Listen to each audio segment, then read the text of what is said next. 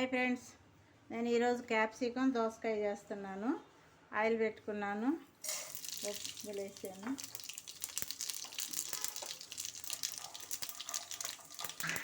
అయ్యేది ఆయిల్ వేసేస్తాను.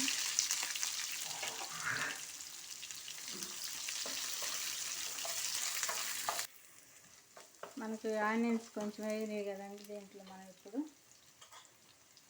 పచ్చిమిర్చి వేసేస్తాం, సన్నగా తరుక్కొని, కరివేపాకు,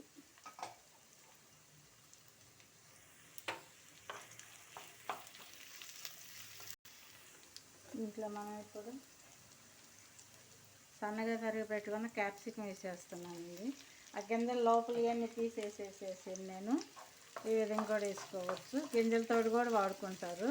ఆ విధంగా తీసుకోవచ్చు, ఇట్లా వాడుకోవచ్చు. మనం కొంచెం ఆయిల్లో మగ్గనిద్దాం. క్యాప్సికమ్ స్మెల్ అనేది పచ్చి స్మెల్ పోతుంది. ఆయిల్ సాల్ట్ కూడా వేసేసాను.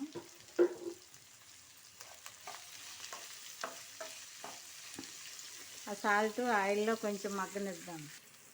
మన క్యాప్సికమ్ మగ్గింది కదండి. ఈ విధంగా కొంచెం ఆయిల్లో బాగా కొంచెం మగ్గింది. మనం దీంట్లో అల్లం వెల్లుల్లి పేస్ట్ వేస్తున్నాను.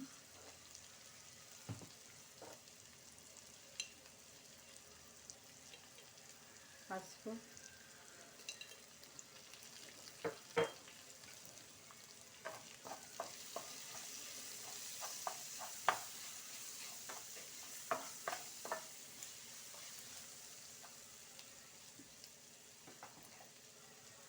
దోసకాయ కట్ చేసుకున్నాను కదా, దోసకాయ కూడా ఒకటే దోసకాయ, ఇది ఒక దోసకాయ వేసుకున్నాను.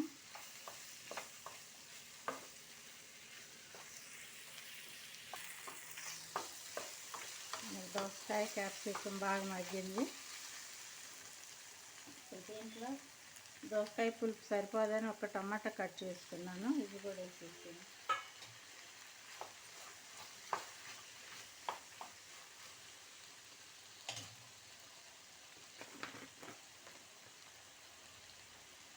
కొంచెం కారం, సరిపోయినంత కారం,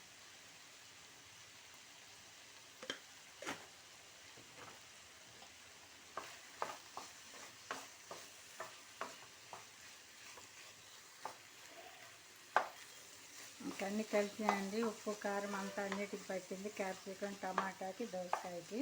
ఇప్పుడు మనం దీంట్లో కొన్ని వాటర్ వేసుకుందాం.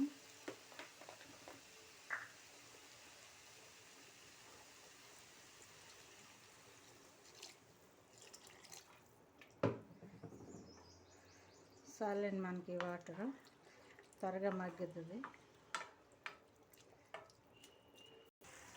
మన కర్రీ రెడీ అయిందండి. మెంతాకు డ్రైది, ఇది ఈ విధంగా పౌడర్ వేసుకొని విధంగా కొంచెం వేసుకున్నాము.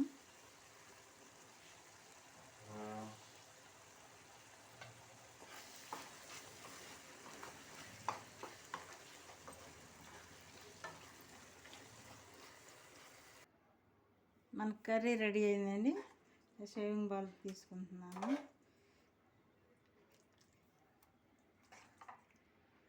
మనం వేరే బౌల్లో తీసుకున్నాం కదండి, దాని మీద కొత్తిమీర వేసుకొని కొత్తిమీర చేంజ్ చేసుకున్నాను. ఈ విధంగా చూడండి, క్యాప్సికమ్ దోసకాయ చేసాను. ఇది ఖమ్మం, ఇది మనకి రైస్ లేకంటే రోటీ లేక బాగుంటుందండి. రోటీలో బాగుంటుంది, చపాతీలే బాగుంటుంది, అన్నం లేకాడికి చపాతీలే బాగుంటుంది. చూడండి, ఈ విధంగా ట్రై చేయకపోతే ఒకసారి ట్రై చేసి చూడండి.